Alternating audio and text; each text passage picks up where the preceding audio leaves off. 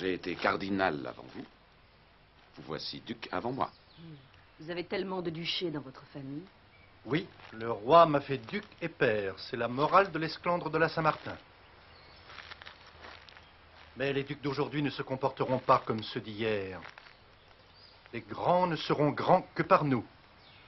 Il ne doit plus exister en France une autorité qui ne procède du roi. Vous domestiquerez les grands fauves? J'irai les débusquer jusque dans leur tanière. Les renards, les trublions, ceux qui voudraient nous empêcher de forger la France, ils perdront châteaux et forteresses. Partout, nous ferons passer la justice de notre maître. C'en sera fini des appels à l'étranger et des souverainetés particulières. Pour la plus grande gloire du roi de France. Notre Père qui êtes aux cieux, que votre nom soit sanctifié, que votre règne arrive, que votre volonté soit faite sur la terre comme au ciel. Donnez-nous aujourd'hui notre pain quotidien et pardonnez-nous nos offenses comme nous pardonnons à ceux qui vous ont offensés.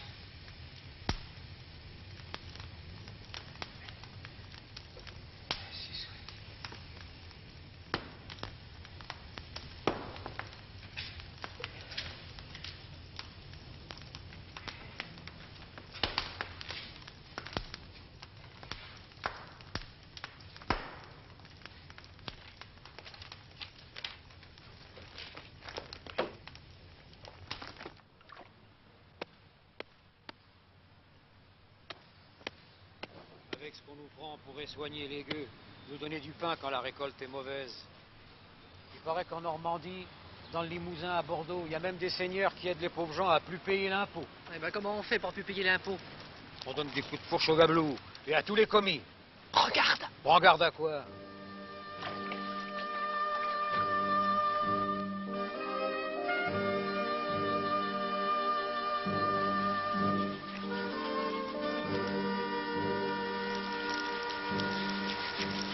Il paraît que c'est lui qui nous prend tout votre avoir.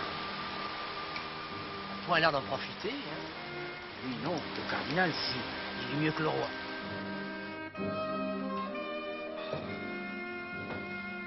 On a mis s'en aller qu'en sommaire du grand affrontement, c'est stupide. L'affrontement est sans doute évitable. Et vous guérirez.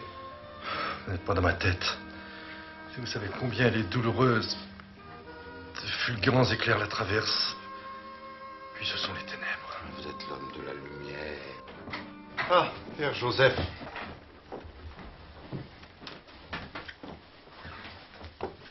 Ce pauvre corps me trahit. Tenez-vous en repos. Oh, les médecins l'ont prescrit. Vous avez le devoir de prendre soin de vous. Alors, goûtons ce bouillon d'ignorance. Je m'en vais, tout s'en va. Il n'est point assuré que tout s'en aille. Et puis vous aimez bien mourir un peu. C'est le royaume qui va mourir. Chassé d'aussi noirs pressentiments. Le Père Joseph me prend pour un douillet et vous pour un visionnaire. Mais le danger espagnol pour vous autres, c'est un conte bleu. Si j'étais Philippe IV, si j'étais à sa place, à celle de son frère, le cardinal Infant, et du comte-duc d'Olivares, je sais bien ce que je ferais. Je ferais la guerre tout de suite. C'est le goût du cardinal Infant. Mais Sa Majesté catholique et son ministre m'étonneraient grandement s'ils attaquaient. Il ne pleut plus dans le sud et les récoltes sont mauvaises. L'or et l'argent apportés en quantité excessive ont fait perdre au peuple le goût du travail. Quand on est mal chez soi, on va chez les autres. Olivares ne veut pas la guerre.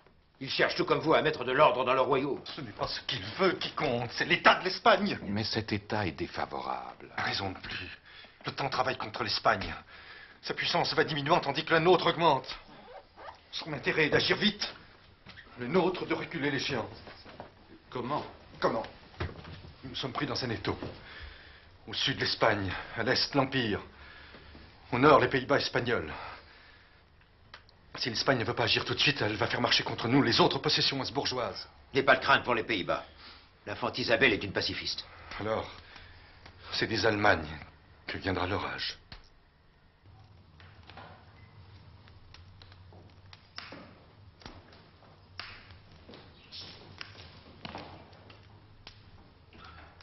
Comment se porte notre tyran?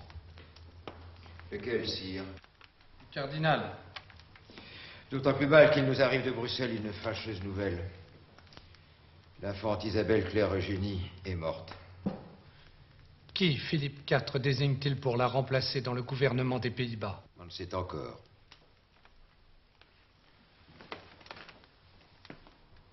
Bruxelles est plus proche de Paris que Vienne ou Madrid. Si Philippe désigne un adversaire déterminé, ce sera le cauchemar.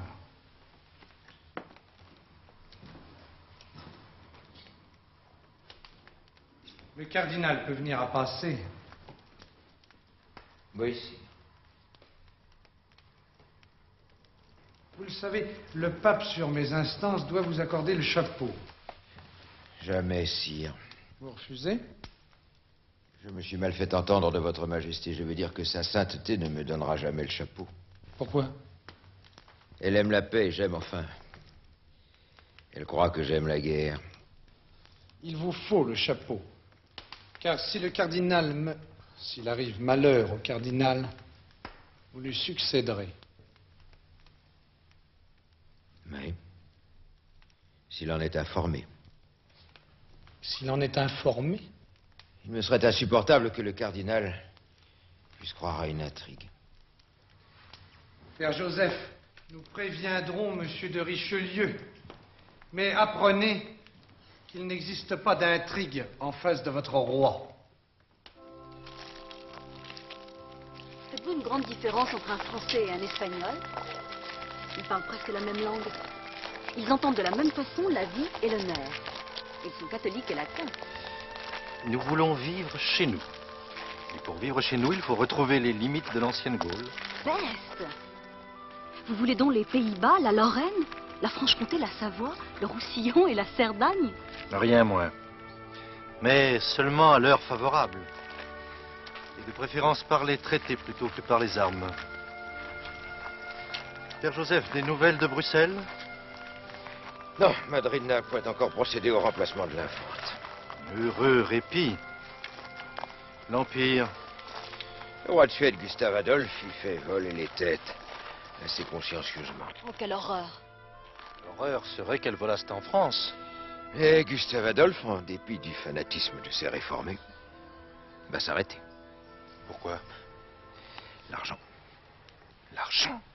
Mais couvrez-le d'or. L'état des finances interdit. Voyez le surintendant, rappelez à l'ordre les collecteurs, augmentez le montant des taxes. Gustave Adolphe doit avancer. Je ne comprendrai jamais qu'un cardinal et un capucin payent des protestants pour détruire l'empereur catholique.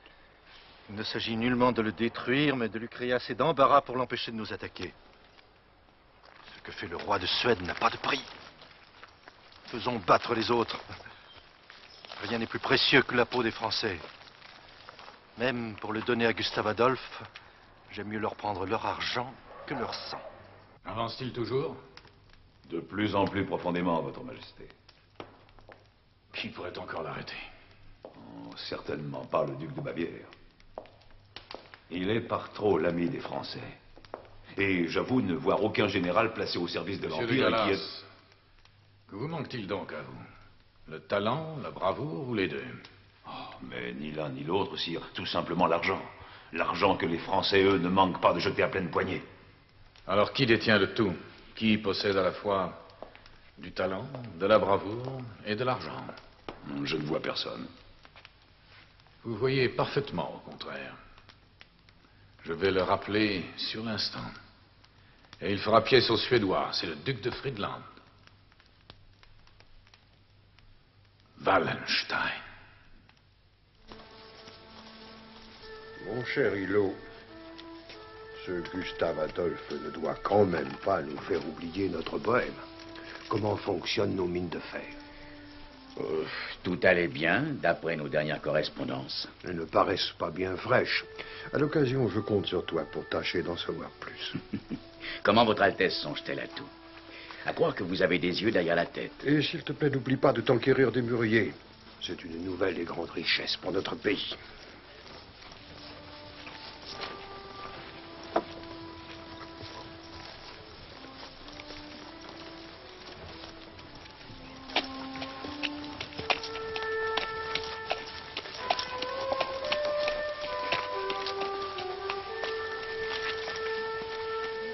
bien de l'honneur que d'appartenir à un homme aussi extraordinaire.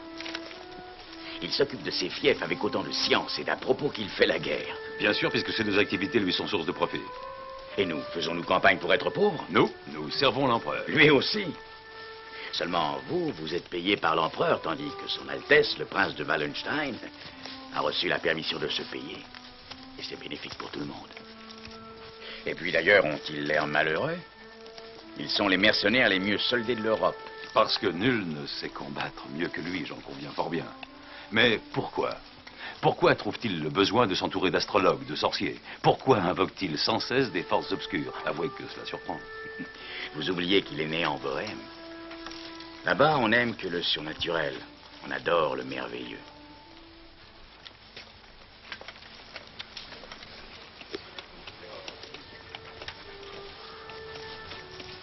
Je croyais le cardinal de Richelieu enragé de Gustave Adolphe Bourdon. Le père Joseph n'est enragé de personne, lui. Il y a bien mieux à faire que ce qui se fait, convenez-en, mon père. C'est l'opinion de monsieur le cardinal. Soyez le bienvenu. Je m'étonne pourtant d'être visité par le saint homme, dont toute l'action ne vise qu'à diviser les Allemagnes.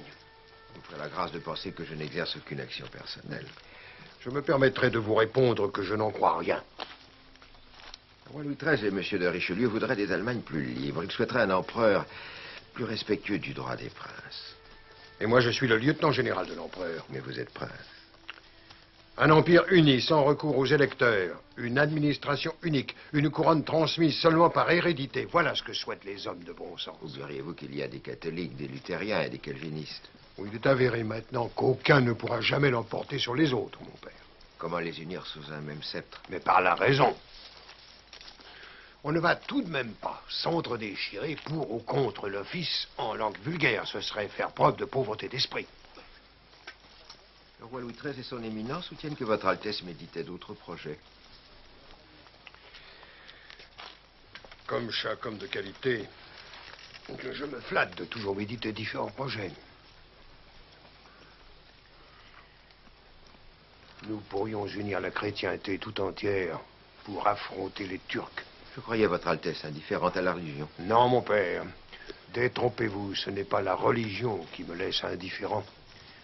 Simplement la dispute entre chrétiens. Dieu vous bénisse pour ces paroles. Hélas, l'hostilité des empereurs a contraint le roi de France à s'allier aux Turcs. L'alliance ottomane est immorale.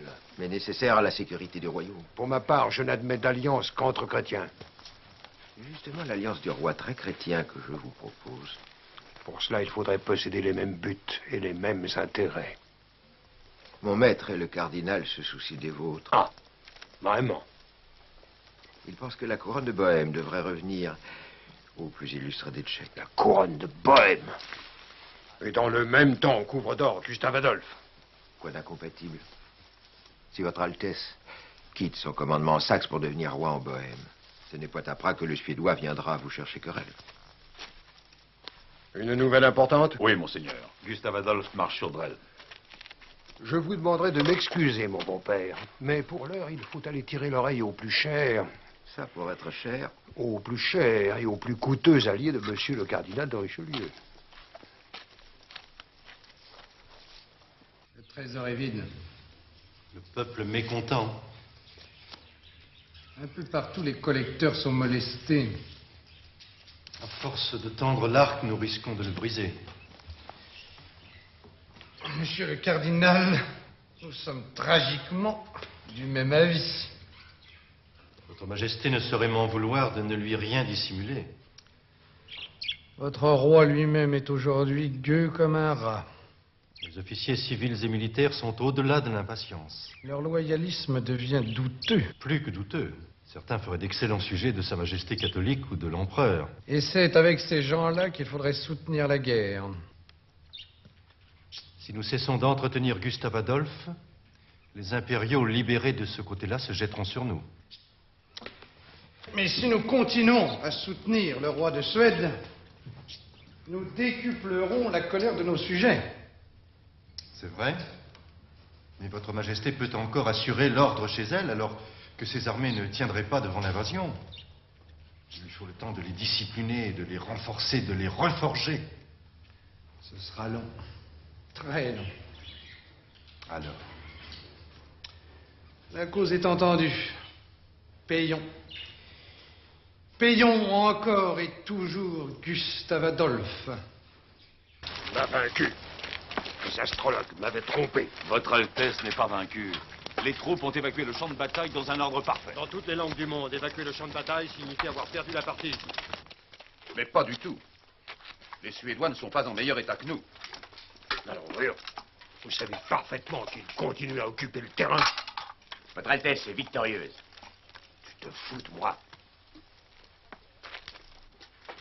Gustave Adolphe est mort. Tu en es sûr? Oui. Des prisonniers me l'ont appris. Je me suis fait confirmer l'événement. Il n'y avait pas de place pour deux coqs sur le même fumier, messieurs.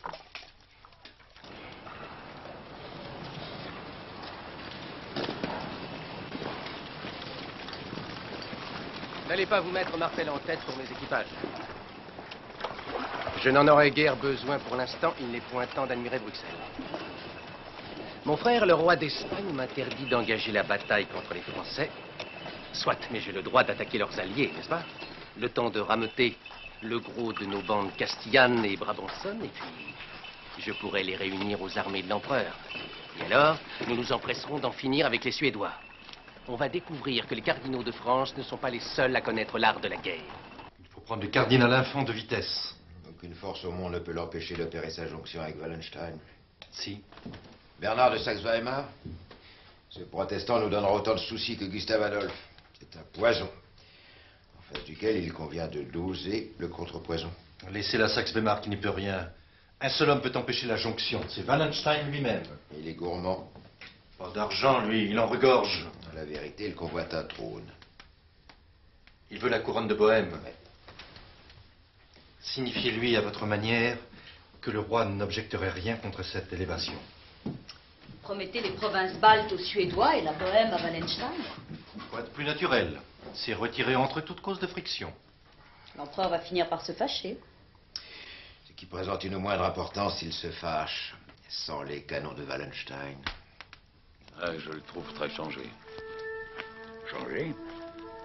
Moi, je le trouve toujours magnifique. Il ne bouge plus. Laisse les Suédois se déployer là où ils veulent. Il ménage tout le monde. Je ne le découvre pas aujourd'hui, ça. Il est dans ses habitudes d'endormir ses ennemis pour mieux les dévorer. Oui, vrai, mais sait-il seulement qui sont ses ennemis et qui sont ses amis? Monseigneur, monsieur le général, son Altesse vous demande.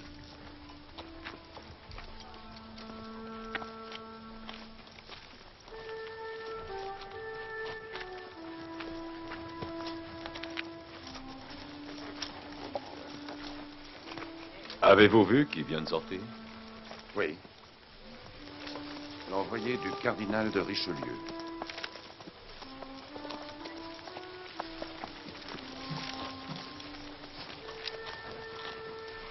Messieurs, quand une femme honnête et un homme d'honneur partagent la même couche, ils se jurent fidélité l'un à l'autre. Dans une parabole, la femme, c'est vous, et moi, je suis l'homme. Comme moi, vous souhaitez certainement tous transformer notre noble aventure en un pacte perpétuel. Nous invitons tous les officiers à prêter serment d'absolue fidélité à notre personne au nom de toutes les troupes engagées sous nos ordres. La cérémonie aura lieu dès demain matin. Vous pouvez disposer.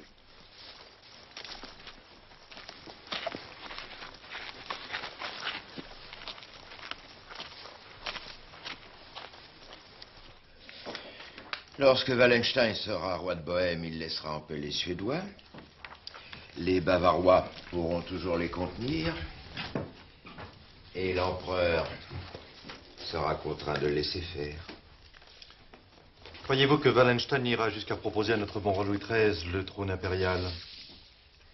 Oui, si Ferdinand ne s'incline pas devant la cession de la Bohême. Tout est pour le mieux.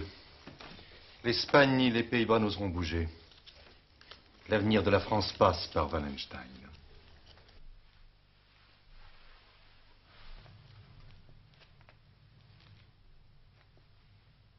La parole de Dieu est parvenue jusqu'à moi.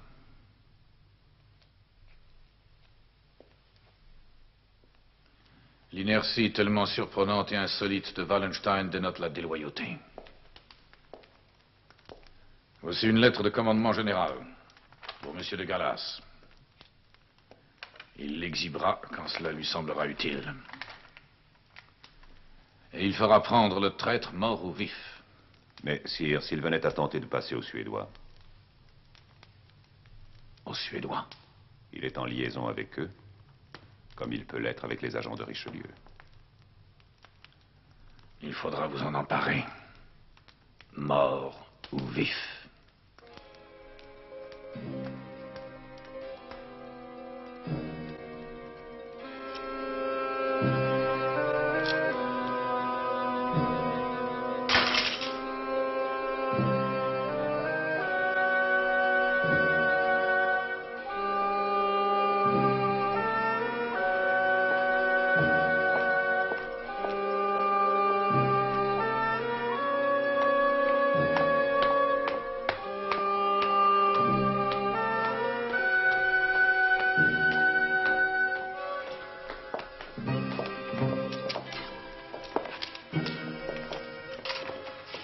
Alors, est-ce fait?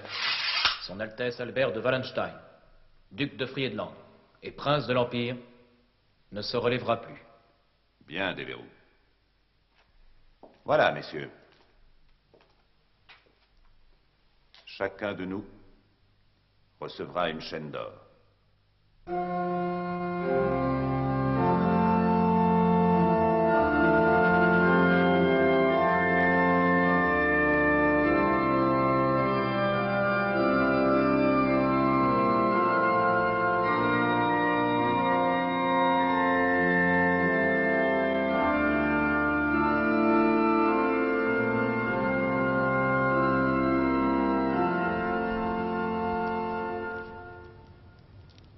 Dominus vobis. Et cum spiritu tuo. Requiescat in pace. Amen.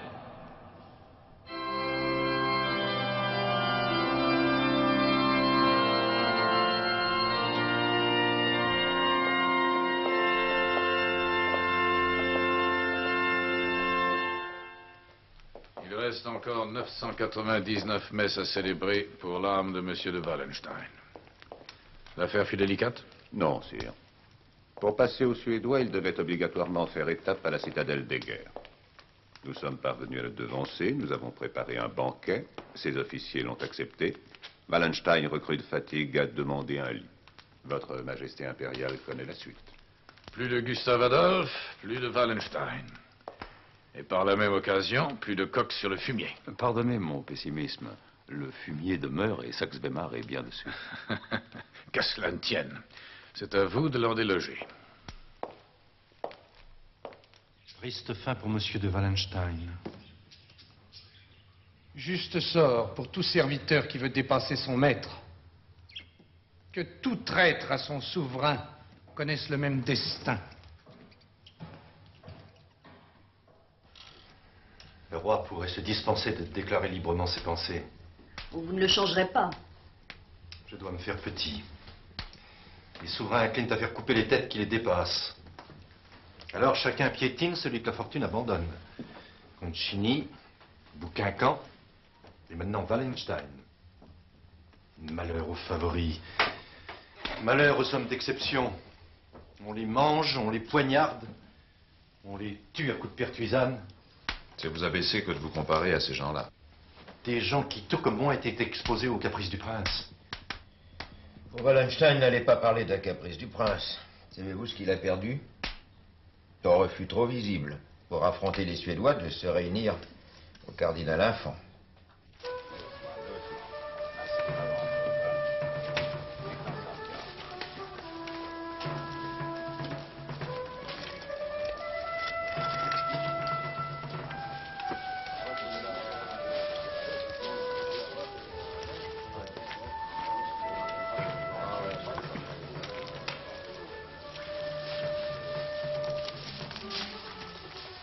Dieu vous bénisse, monsieur de Gallas. Vos bonnes compagnies germaniques et mes bandes castillanes ont permis l'écrasement de ces messieurs de Suède et de leurs méchants alliés. Il suffisait simplement de nous réunir.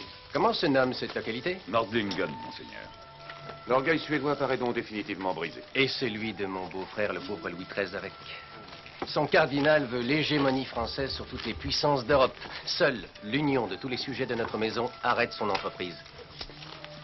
Infant et prince de l'Église, j'ai voulu le gouvernement des Pays-Bas, afin de fédérer toutes les armées habsbourgeoises. Nous ne pourrons jamais oublier que Votre Altesse nous a permis de vaincre. Pour nous autres, qui sommes avant toute chose sujets de Sa Majesté l'Empereur, l'essentiel c'est l'écrasement des réformés.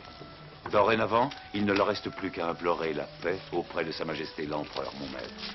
La guerre entre Allemands est terminée. Non, monsieur le cardinal, non.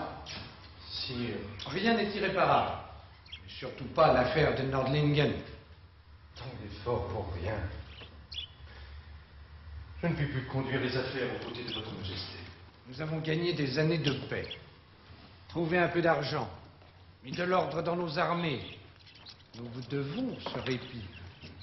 Je n'en puis plus. La faute en est à vos médecins. Nous enverrons les nôtres. Je remercie votre majesté.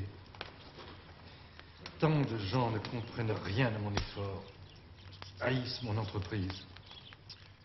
Que vous importe le jugement d'autres que moi? Je suis content de vous l'entendre dire. Monsieur de Gallas n'a que propos flatteurs à ton sujet. Il paraît que tu as fait merveille contre les Suédois. N'est-ce pas, prince de Gallas? Que Sa Majesté m'excuse, je suis contre. Allons, voyons, Nordlingen vaut bien la principe. Alors, tu t'apprêtes à entrer dans ton gouvernement des Pays-Bas? En apportant la satisfaction d'avoir servi votre majesté apostolique. Tu es jeune, mon neveu, et tu te trouves paré de tous les dons. Tu viens de nous le prouver. Va, mon neveu. Je suis bien certain que tu feras le bonheur des Bruxellois. Serait-il vraiment l'heure d'y songer? Pourquoi? Que dis-tu? Son Altesse fait la guerre de si belle manière qu'il lui en coûte maintenant de s'occuper de la paix. C'est pourtant le rôle d'un cardinal. Je connais un autre cardinal, et sorti de rien celui-là, qui pourtant continue encore d'enflammer toute l'Europe. Prends garde de ne point t'enflammer toi-même. Il n'est pas une terre de notre maison où il ne se soit pas arrangé d'une manière ou d'une autre pour y jeter la discorde. Il travaille partout et toujours au démembrement de notre puissance. Il fomente des rébellions dans tous les pays qui jouxtent la France, l'Espagne, l'Italie, les Provinces-Unies. Chaque jour qui passe est témoin d'une nouvelle entreprise. Que ce soit contre votre majesté apostolique, mes Pays-Bas, et contre mon frère, le roi d'Espagne. Je te l'accorde bien volontiers. Le cardinal de Richelieu saurait être donné comme un modèle de bonne foi. Voyez déjà ses intrigues avec Jean-Philippe, l'électeur de Trèves. Allons, il est mon vassal. Il est aussi celui de mon frère. Et Sa Majesté catholique m'a donné ordre de faire procéder à son arrestation. Et alors, qu'as-tu fait? Mais j'ai obéi, voyons.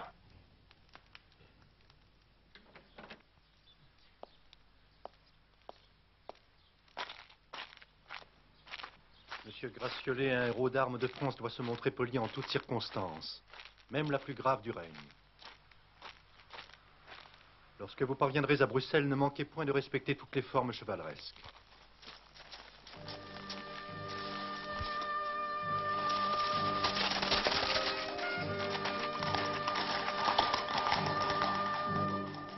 L'arrestation de l'électeur de Trèves n'est qu'une provocation. Je le sais. Les Espagnols ont aussi peur que nous de la guerre.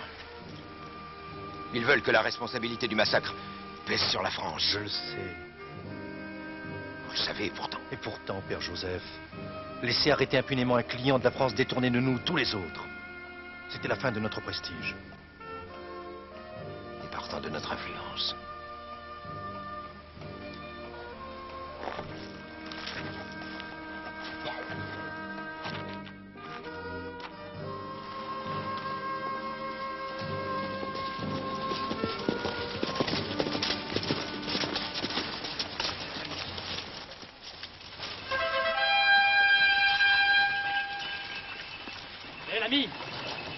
C'est-il qu'il reste, monseigneur le cardinal Infant?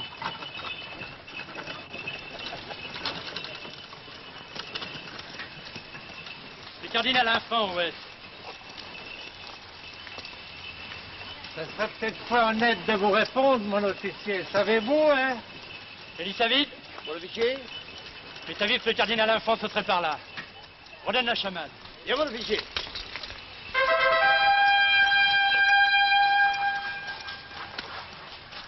Qui serait assez présomptueux pour présumer de la suite? Qui serait assez égaré pour douter de notre succès. Le père a parfois de ces naïvetés. Pourquoi? Dieu veillera sur ses cardinaux. Vous oubliez que l'Infant d'Espagne est notre confrère au Sacré Collège. Nous conservons le privilège de l'ancienneté. Ne mêlez pas le Seigneur à cette aventure.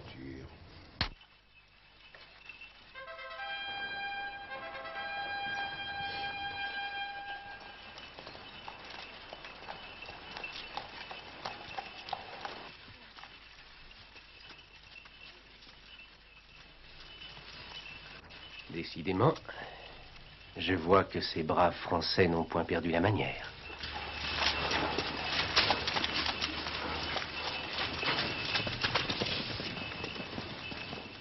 Agent Gratiolet, héros d'armes de France. Je viens vous trouver de la part du roi, mon maître, mon unique et souverain seigneur, pour vous dire que puisque vous n'avez pas voulu rendre la liberté à monseigneur l'archevêque de Trèves,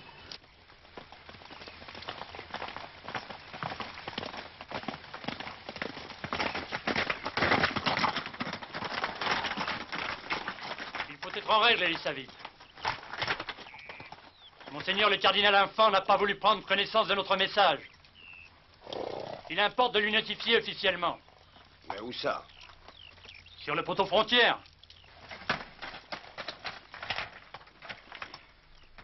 puisque vous n'avez pas voulu rendre la liberté à monseigneur l'archevêque de Trèves, électeur du Saint-Empire qui s'était placé sous ma protection, Sa Majesté vous déclare qu'elle est résolue à tirer raison par les armes de cette offense.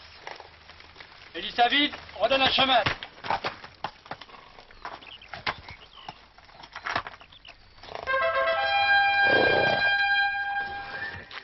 Dommage que l'Empire ne soit pas de la fête, mon cher Butler. Votre Altesse royale nomme cela une fête? Oui, mais elle présente un défaut. Elle sera trop courte.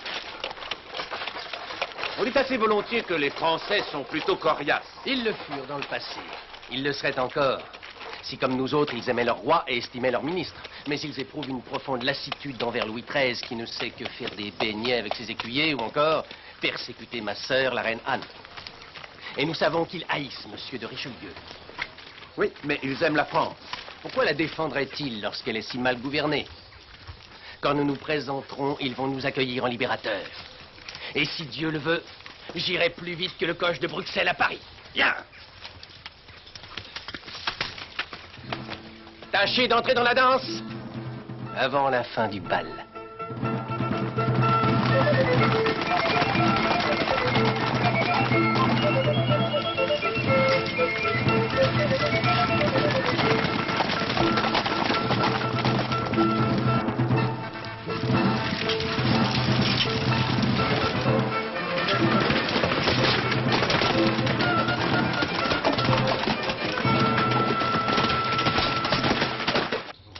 Tiens bien, Valteline. Il empêchera de nouvelles troupes espagnoles de renforcer le cardinal Infant. Croyez-vous que notre beau-frère ait tellement besoin de renfort? Sire, un peu partout, les armées de votre majesté font bonne contenance. En Italie, en Lorraine, en Alsace. Point d'Italie, de la Lorraine et de l'Alsace. À quoi servent des succès à l'étranger lorsque nos capitaines retraitent en France? Nous pourrions aussi planter notre étendard chez le grand Mogol sans empêcher le cardinal Infant de coucher au Louvre. Rien n'est perdu. Si. Il n'est qu'une issue. Nous prenons le commandement de l'armée et nous portons de notre personne au-devant de l'envahisseur. Je conjure le roi de ne rien faire. Et pourquoi, je vous prie, voudrait-on me dérober la gloire de défendre mes sujets? C'est à Paris que vous les défendrez le mieux. Quitteriez-vous la capitale que le parti des turbulents tenterait et réussirait la subversion? Il n'est pas un magistrat sur 5, un grand seigneur sur 3, un prince du sang sur 2 qui n'attendent la défaite pour livrer le royaume au Habsbourg. Votre présence seule nous sauve. Je ne puis donc m'en remettre à la loyauté des Parisiens? Non, sire. Nous attendrons donc.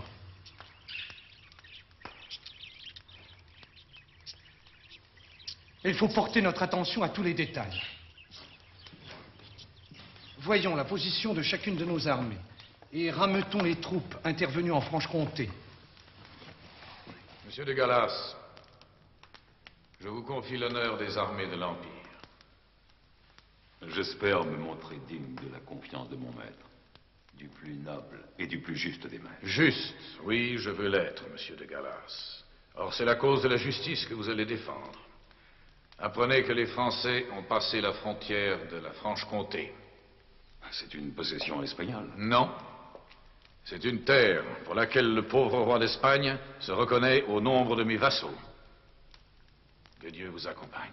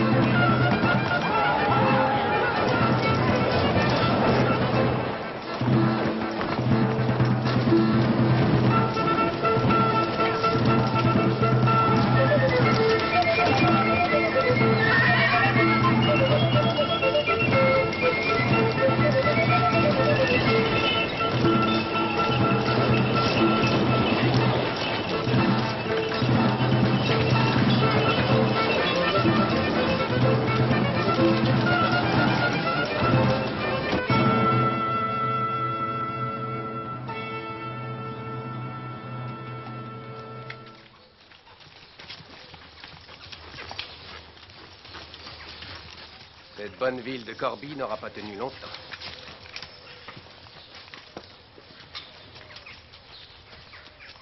Allons, rentrez donc dans vos maisons et montrez-vous loyaux à l'égard de Sa Majesté catholique.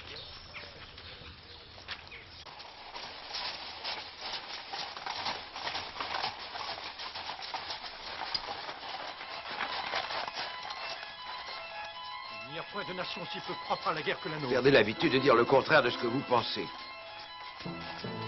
La légèreté et l'impatience qu'elle manifeste dans les travaux en sont la preuve. Voilà pourquoi j'ai tout fait pour ne pas engager les Français.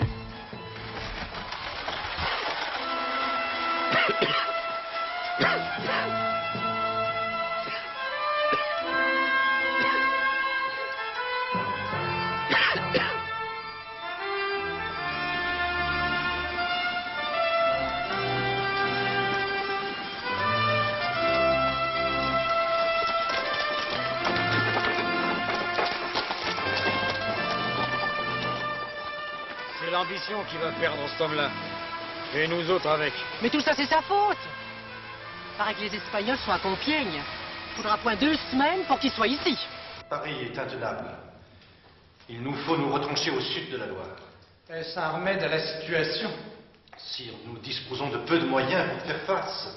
Et c'est le moment que vous choisissez pour envoyer monsieur le cardinal de la Valette tendre la main aux Suédois de Saxe-Weimar. Je ne connais pas de meilleur défensif que l'offensif. Toujours votre manie de vous occuper de l'étranger. On ne peut pas laisser les Suédois seuls. Ils sont trop amoindris depuis Nördlingen. Et ils mènent la guerre de façon si rude que l'horreur en retombe sur la gloire de votre Majesté. C'est vrai. Et puis, votre Majesté n'aura pas besoin de monsieur le cardinal de la Valette au sud de la Loire. Avons-nous dit que nous quittions la capitale? Le roi ne saurait prendre le risque d'y être capturé. Si. Nous allons parler à notre peuple. Tous les hommes fortunés s'engageront avec leur cheval. Les autres s'enrôleront à pied. Toutes les communautés donneront le plus possible de leur avoir.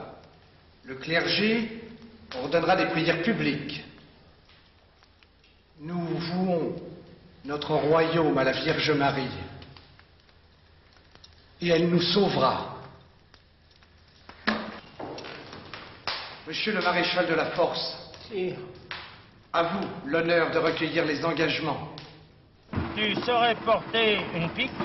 C'est pas plus difficile à tenir qu'une bêche, monsieur le maréchal. Très bien, mon petit. Inscrivez-le. Mais il n'est pas bien gros, celui-là. Et toi, comment t'appelles-tu? Galuchon, monsieur le maréchal. Galuchon.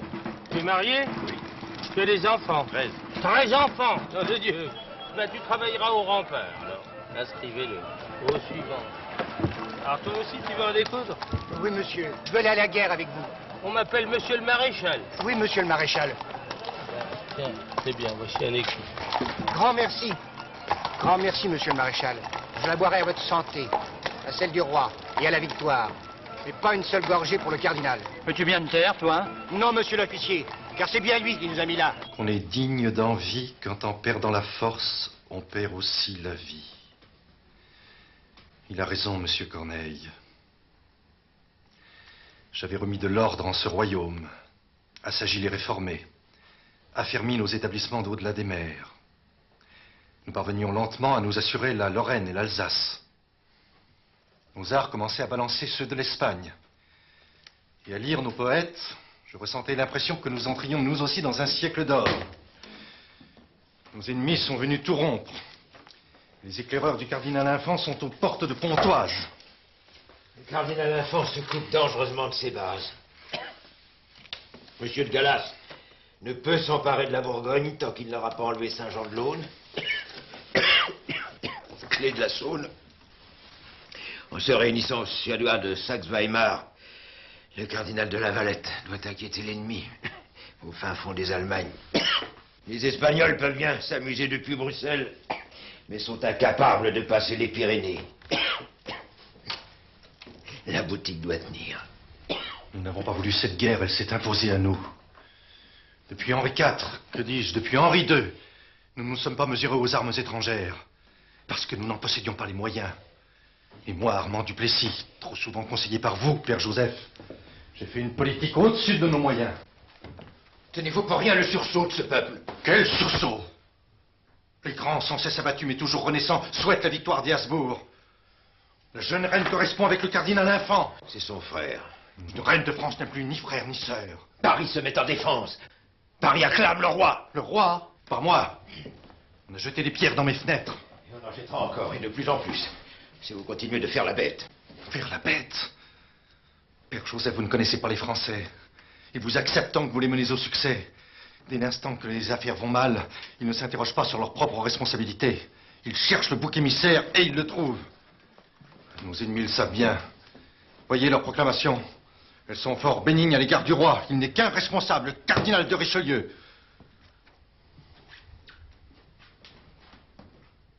Votre éminence a terminé. Pardon? Vous pourriez évoquer votre jeunesse studieuse, les aléas de votre vocation. Vous pourriez redire vos douleurs, que vous domptez si mal. Vous pourriez prendre à témoin le ciel de ce que vous n'avez pas voulu cela. Non, je n'ai pas voulu cela. Vous pourriez nous entretenir de votre difficulté d'être. Non, non. Vous pourriez vous amuser avec tout cela si vous n'étiez pas le cardinal de Richelieu. Tout petit. Je n'ai qu'un désir, me faire tout petit. Lâche! Poule mouillée!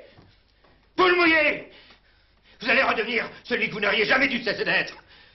Vous allez exhorter tout le peuple à faire son devoir. Vous allez paraître en public. Vous serez...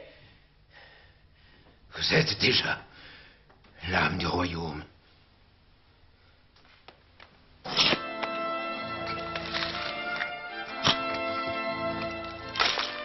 Encore une redoute que les Espagnols n'auront pas.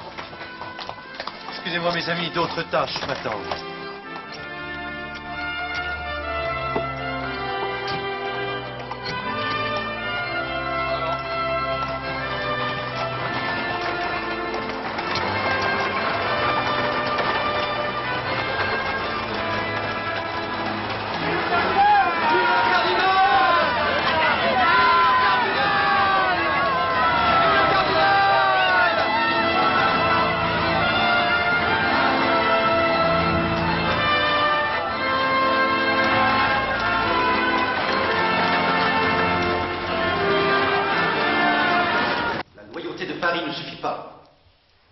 Condamner à mort tous les commandants de place qui ont rendu leur ville sans satisfaire pleinement à l'honneur. Il faut dégrader de la noblesse quiconque n'a pas fait son devoir. punir des galères à perpétuité les soldats qui ont levé les mains. Quand vous y allez, monsieur le cardinal. J'y vais, monsieur le maréchal, comme quelqu'un qui veut gagner la guerre. Nous devons frapper quiconque se dérobe aux servitudes de l'impôt. Quiconque, à quelque endroit, si reculé soit-il, faillirait à sa mission. Les fours et les moulins seront détruits pour que l'ennemi ne puisse se ravitailler. Depuis qu'il tient Corbie, le cardinal infâme nous nargue avec impudence. C'est l'aboutissement et le contrôle de ses communications qu'il engrange là, son fourrage, son blé, son lard, sa poudre, et tient serré toute son artillerie. Vous parlez d'or, le roi va reprendre Corbie. Avec vous, monsieur le cardinal. Avec vous. Je suis aux ordres de votre majesté. C'est bien beau de se conduire comme le ferait le Cid. Mais il ne faut pas trop négliger la raison. Mon armée est trop précieuse pour prendre le moindre risque de les laisser couper de nos arrières. Monsieur de Richelieu paraît faire de Corbie une affaire d'honneur. Bien. Moi, non. Dès demain, nos forces devront remonter vers le nord.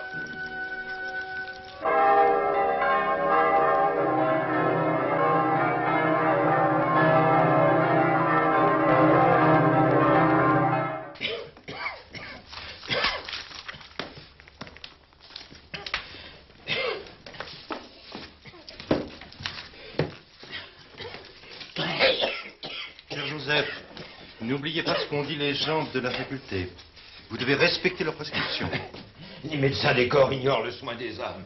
La mienne brûle, mon cher Seigneur. Faites-moi la grâce de vous reposer. La grâce pour moi, c'est de méconnaître le repos. Vous devez vous conserver pour nous.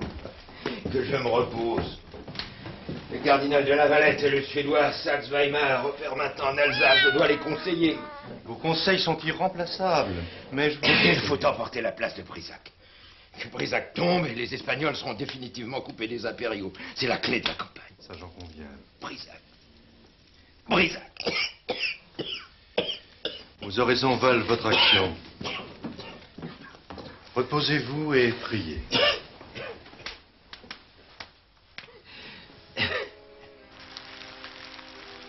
J'ai gagné assez de campagne pour accepter d'en perdre une. Au diable la Bourgogne.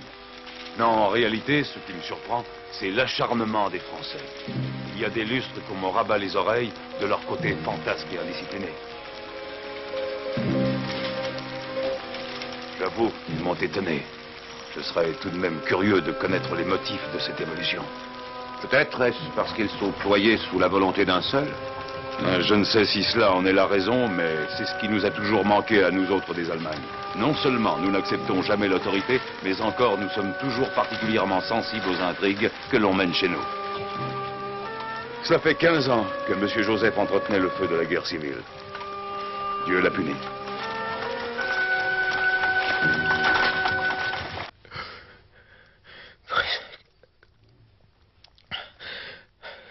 Brissac. Encore un navire. Un navire pour Brissac. Ave Maria, gracia plena. Dominus tecum.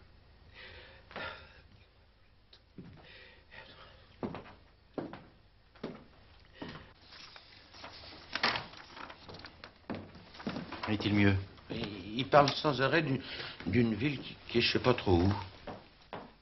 Seigneur Mazarin, quelle nouvelle de son chapeau? Sa sainteté continue à se faire tirer l'oreille. Prenez garde, vous connaissez mieux que moi les habitudes papales. J'aime tant votre éminence que j'ai quitté l'homme blanc pour l'homme rouge. Si le père Joseph vient à passer, faites retirer tout de suite la demande de la pourpre à son profit. Pourquoi? Parce que le pape serait capable de nommer un autre Français, mais qui ne serait pas de nos amis.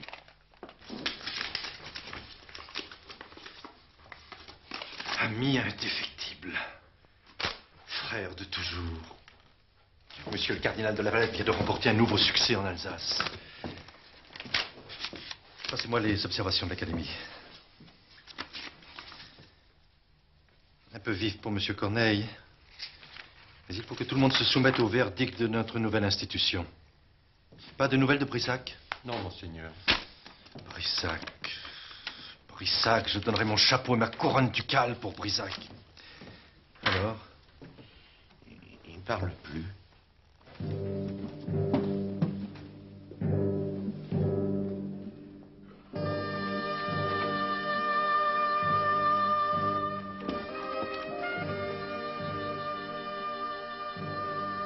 Père Joseph. Père Joseph.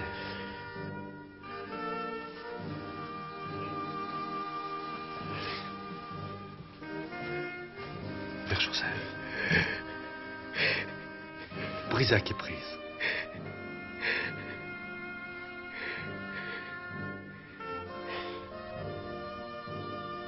Père Joseph.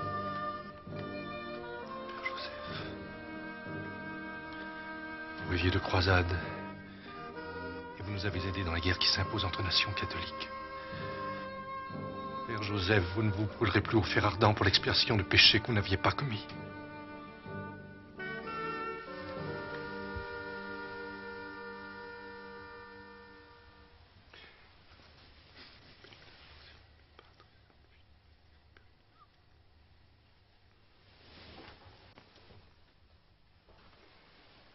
Éminence grise,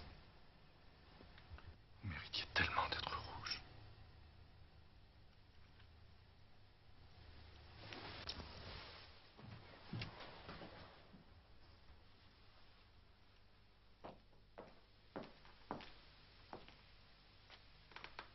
L'heure n'est pas à se réjouir. Monseigneur, Monsieur Gratiolet apporte une nouvelle. Eh bien. Brissac est prise.